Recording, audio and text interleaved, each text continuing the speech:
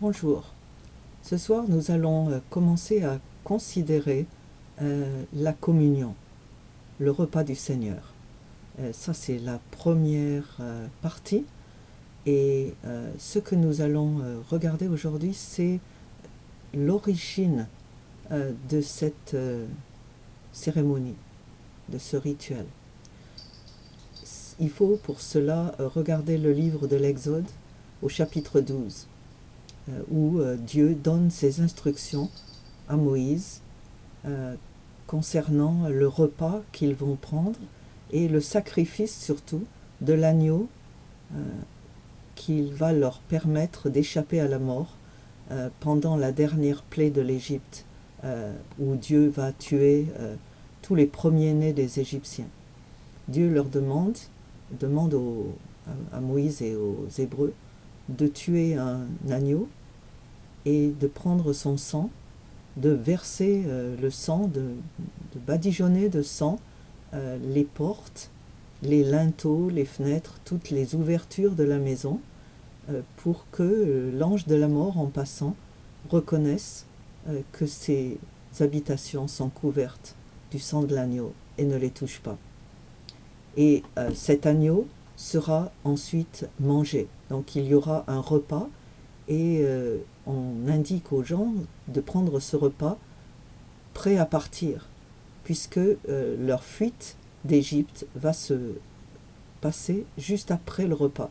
Donc ils vont manger ce repas avec déjà leurs chaussures lacées, leur manteau sur les épaules et prêt à partir, à la hâte. Et ce que nous apprenons dans ces instructions qui seront actées par les Hébreux pendant de longues années, Dieu leur a demandé de le faire de manière régulière, et chaque fois qu'ils le feront, ils devront raconter l'histoire de leur délivrance des Égyptiens. Dieu leur dit, il faudra dire à vos enfants, à vos petits-enfants, pourquoi vous faites ce repas, pourquoi est-ce que vous partagez ce repas, cet agneau et le reste. Et nous voyons que Jésus lui-même a partagé ce repas de manière régulière avec ses apôtres lors de la Pâque juive. Et le dernier repas qu'il a fait, c'est juste avant de mourir, le jeudi soir. Et si nous regardons cette instruction qui a été donnée par Dieu et comment la Pâque a commencé, comment ce repas de communion a commencé, nous nous rappelons d'abord que c'est une séparation, qu'il a institué une séparation entre le peuple de Dieu et les autres, les gens du monde. Il a bien séparé les deux.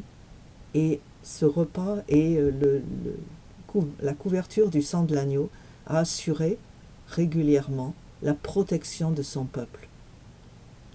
Une autre chose, c'est que c'était un repas qui était préparé pour fortifier le peuple avant sa sortie d'Égypte. Ils allaient entreprendre un long voyage, difficile, périlleux. Nous savons qu'ils ont dû marcher pendant très très longtemps.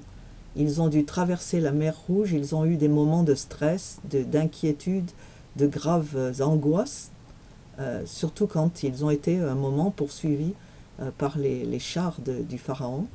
Et donc ce repas leur a non seulement donné la protection dont ils avaient besoin, leur a assuré que Dieu était là et qu'il avait sacrifié pour eux, mais en plus, ils avaient maintenant la force physique d'entreprendre ce voyage. Donc c'est un repas qui rappelle que nous sommes des voyageurs, des pèlerins, que nous ne sommes pas des gens qui sont installés pour toujours là où nous sommes. Nous sommes là en train d'entreprendre un voyage avec Dieu, nous sommes en chemin et nous continuons à obéir à Dieu tout le long de la route, en nous arrêtant quand il dit de s'arrêter, en continuant quand il dit de continuer. C'est un chemin, c'est un voyage. Une autre chose, c'est que ce repas était partagé par la famille. Ce n'était pas quelque chose d'individuel qu'on mangeait chacun dans son coin. C'est un repas qui était partagé par la famille, et Dieu avait prévu que si la famille était trop petite, elle pouvait partager avec d'autres familles aux alentours, qu'il y ait juste assez à manger pour tous les convives. Et donc, c'est quelque chose qui nous appelle à être ensemble. L'Église, c'est la façon dont nous vivons notre vie chrétienne. Nous ne sommes pas des étoiles individuelles, des molécules qui se promènent comme ça dans l'atmosphère. Nous appartenons à un groupe, une famille, d'abord la famille qui est composée du père, de la mère et des enfants, et puis la grande famille et l'Église. Et l'Église est une famille, la famille de tous ceux qui sont appelés par Dieu et qui ont répondu à son appel. La famille à l'intérieur de laquelle les gens deviennent chrétiens. Dès que quelqu'un a donné sa vie à Jésus, il entre dans cette famille et il commence à venir à se rassembler avec les autres. Donc c'est un repas familial.